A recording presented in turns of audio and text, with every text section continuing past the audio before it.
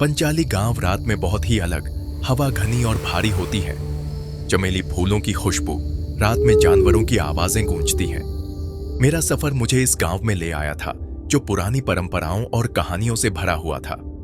मुझे हमेशा से जादुई चीजों में दिलचस्पी थी और पंचाली के बारे में कहा जाता था कि इसमें कई डरावने रहस्य हैं।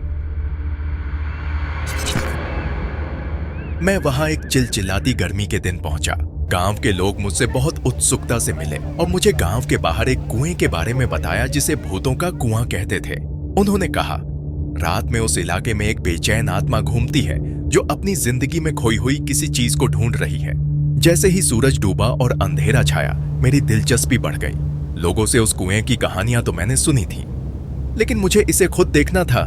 टॉर्च लेकर मैं कुएं की ओर चल पड़ा। ठंडी रात की हवा दिन की गर्मी से एकदम अलग थी। कुआं का रास्ता घास फूस से भरा और बिल्कुल सन्नाटा था। चांद मानो आसमान में नीचा लटक रहा था और सब कुछ पीला दिख रहा था। जैसे ही मैं कुएं के पास पहुंचा, मुझे एक अजीब सी बेचैनी होने लगी। हवा बिल्कुल शांत थी और सिर्फ मेरे कदमों की आवाज सुनाई दे रही थी। यह बहुत पुराना था।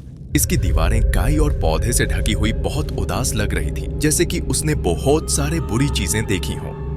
उन्होंने मुझे बताया कि यहाँ भटकने वाली आत्मा एक मीरा नाम की लड़की की है, जिसकी अपने ही परिवार के हाथों एक बहुत ही दुखद मौत हुई थी। मैं कुएं के किनारे खड़ा हो गया और अपनी टॉर्च को नीचे की ओर चमकाया। यह बहुत गहरा लग रहा था और टॉर्च की लाइट में कुछ भी नहीं दिख रहा था। मैंने एक लंबी सांस ली और पुकारा, क्या कोई यहाँ है? कोई यहाँ है? कोई यहाँ है? कुछ टाइम तक सिर्फ मेरी ही आवाज की हल्की गूंज सुनाई दी, लेकिन फिर कुएं की गहराई से मैंने एक धीमी शिकायत भरी फुसफुसाहट जैसी आवाज सुनी, मेरी मदद करो। मेरा दिल तेजी से धड़कने लगा। तुम कौन हो? तुम्हें क्या चाहिए? आवाज मजबूत हुई, दुख से भरी हुई। मैं मीरा हूँ। मैं खो गई हूँ, दुनियाओं के बीच फंसी हुई हूँ। मुझे शांति पाने के लिए तुम्हारी मदद चाहिए। मेरा दिल उस बेचारी आत्मा के लिए टूट गया। मैं उसे कुएं में ऐसे नहीं छोड़ सकता था। मैंने पूछा, मैं तुम्हारी कैसे मदद कर सकता हूँ मीरा? उसने एक परिवार की विरासत, एक लॉकेट के बारे में बताया जो उससे गलत तरीके से ले ली गई थी। उसका मानना था कि अगर लॉकेट उसे वापस कर दिया जाए तो उसकी आत्मा को शांति मिल जाएगी।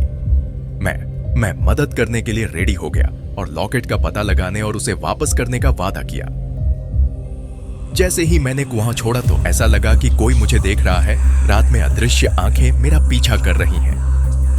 मीरा की कहानी ने मेरे दिल को छू लिया और मैं उसे शांति पाने में मदद करने के लिए आगे बढ़ गया। अगले दिन मैंने खोए हुए लॉकेट को ढूंढना शुरू किया। तब गांव वालों ने मुझे बताया कि लॉकेट गांव में कहीं छिपा हुआ है जो मीरा के साथ हुए अन्याय का सबूत है। उन्होंने मुझे चेतावनी दी कि मैं इस अलौकिक मामलों में न पड़ूं, लेकिन मैं अपने मन को रोक नहीं पाया। रातें दिनों में बदल गईं, गांव में घूमते घूमते उस खोई हुई लॉकेट की तलाश में।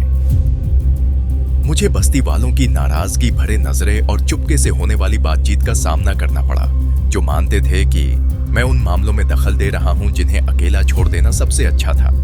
लेकिन मैं मीरा से किए हुए वादे से बंधा था, इसलिए मैं आगे बढ़ता गया। एक रात जब मैं अपनी तलाश में गहराई में उतरा तो मैं एक पुराने लकड़ी के संदूक में एक छिपे हुए डिब्बे पर ठोकर खाई।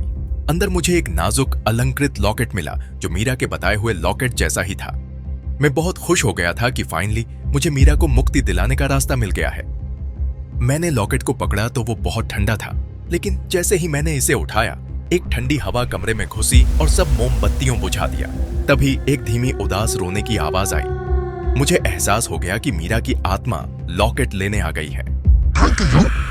उसकी आवाज फुसफुसाई, लेकिन अब वो आवाज अलग थी, ठंडी और ज्यादा डरावनी। तुम्हारे पास वो है जो मैं ढूंढ रही हूँ। मैं डर के मारे अंधेरे में ठोकर खाया, अपनी टॉर्च का पता लगाने की कोशिश कर रहा था। कमरा पूरी तरह नकारात्मक ऊर्जा से भर गया था। तभी मुझे अपने कंधे पर एक ठंडा हाथ लगा। मैंने मुड़कर देखा तो मीरा की भूत मेरे सामने खड़ी है, उसकी आंखें खाली और आवाज गुस्से से भरी, तुम्हें अकेला छोड़ देना चाहिए।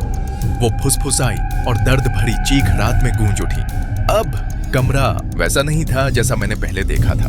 अब वो एक डरावनी जगह बन गया था, उस दर्द और दुख की परछाई जिससे मीरा गुजरी थी। दीवारों से खून टपक रहा था और फर्नीचर अजीबोगरीब तरीके से मुड़ गया था। मीरा का चेहरा और भी भयावह हो गया था और उसकी मौजूदगी दम घोंटने जैसी थी। सांस लेना मुश्किल हो रहा था। मैं कमरे से भाग निकला, लेकिन पूरा गांव ही बदल गया था।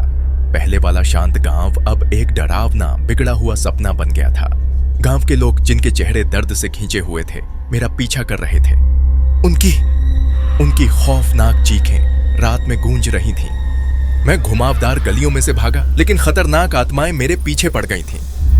मैं उनकी बर्फ जैसी ठंडी उंगलियों को अपनी स्किन पर और उनकी गुस्से वाली आवाजें मेरे कानों में गूंज रही थीं। सारा गांव मेरे खिलाफ साजिश कर रहा था, एक ऐसी जगह जहां सब कुछ बुरी तरह से गलत हो गया था। मैं कुएं तक पहुंच गया।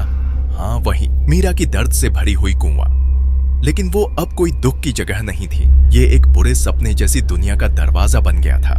मीरा की शक्ल कुएं से निकली, उसकी आंखें नफरत से भर गईं और वो मुझ पर झपट पड़ी। मुझे उस अंधेरे कुएं में खींच लिया गया। मैं अपने आप को बुरी आत्माओं के साथ मिलते हुए महसूस कर पा रहा था। वो कुआं मेरा जेल बन गया था और गांव मेरा सदाबहार बुरे सपने बन गया था। जैसे ही मैंने कुएं की गहराइयों में देखा, मुझे सच्चाई का पता चला। मीरा की आत्मा ने शांति नहीं बल्कि बदला लेने की मांग की थी।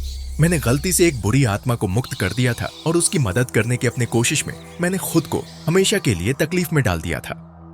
पंचाली गांव अब एक मायूसी की जगह बन गया था। अलौकिक मामलों में दखल देना बहुत खतरनाक हो सकता है। मैं ऐसी दुनिया में फंस गया था जहां सब कुछ गलत हो गया।